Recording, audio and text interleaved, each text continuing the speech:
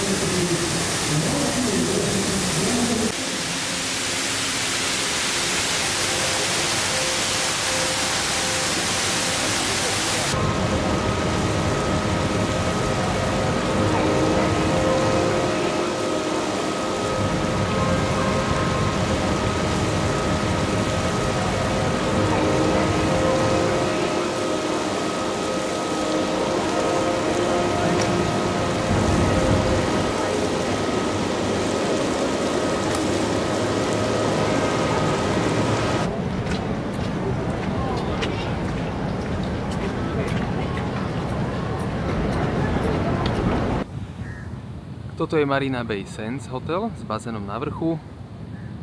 Táto guľa na vode to je predajňa Apple. Vzadu vidíme Raffles City, tá veľká väža a budovu opery. Vidíme hotel Fullerton, to je tá stará historická budova. No a toto už sú mrakodrapy finančného centra Singapuru.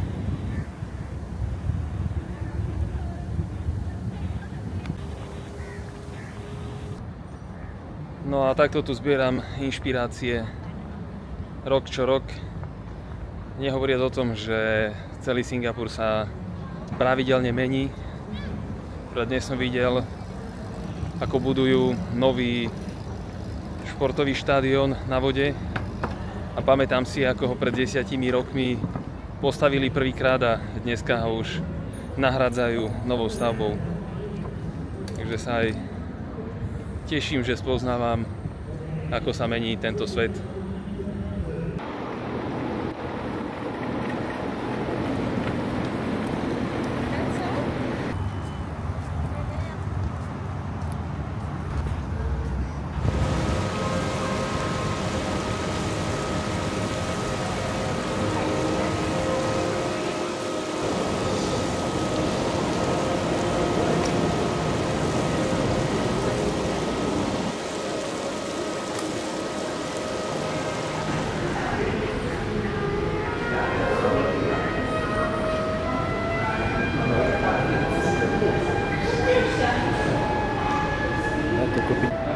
Toto je starý prístav z roku 1933, ktorý je prerobený na hotel. Tu bola hala, do ktorej vstupovali ľudia priamo z lodi a tuto nápravou už je nová budova hotela. Hotel Fullerton by the Bay.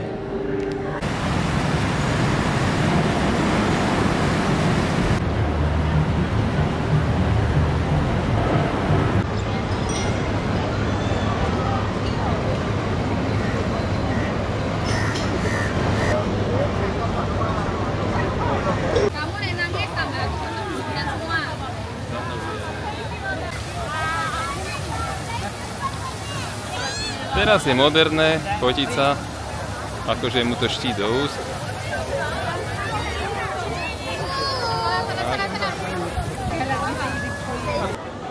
Toto za mnou je Merlion, Je taký miestny symbol Singapuru. Je to hlava leva a telo ryby. Treba tu proste prísť, každý sa tu musí vyfotiť. A toto za mnou je Marina Bay Sands, ten známy hotel, o ktorom tu stále rozprávam dookola. A možno ešte vidíte také ruské kolo, to je veľký tzv. Kolotoč s peknou vyhliadkou na mesto. A teraz ideme pozrieť zlatú štvrťhodinku.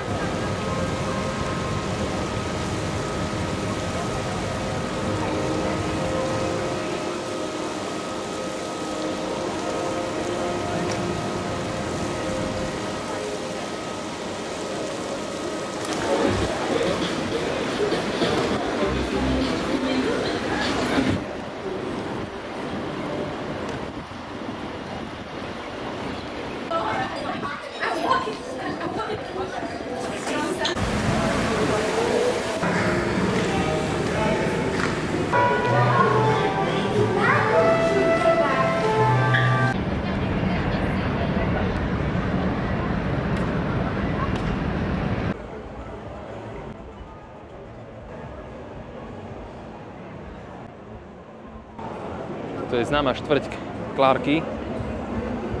To sú veľké dážniky, ktoré prekrývajú ulicu. A celá táto ulica je klimatizovaná. A tady sa fúka studený vzduch.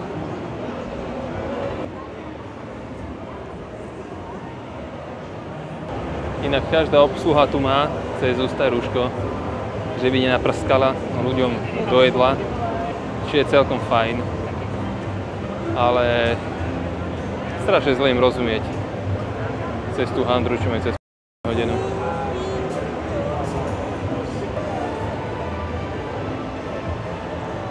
Vidíš, teraz tu už aj cíti tú klimu, nie?